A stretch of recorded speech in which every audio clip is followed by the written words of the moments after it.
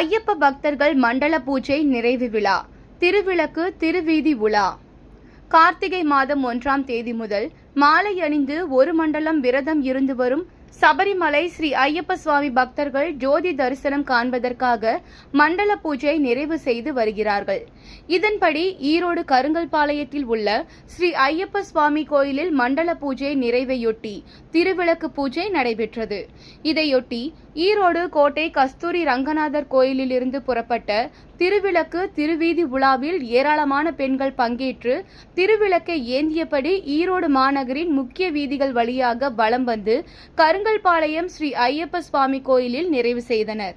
இந்த திருவீதி உலா வைபவத்தில் ஐயப்ப சுவாமி உற்சவ மூர்த்தியை சிறப்பு அலங்காரத்துடன் ஊர்வலமாக பக்தர்கள் அழைத்து சென்றனர்.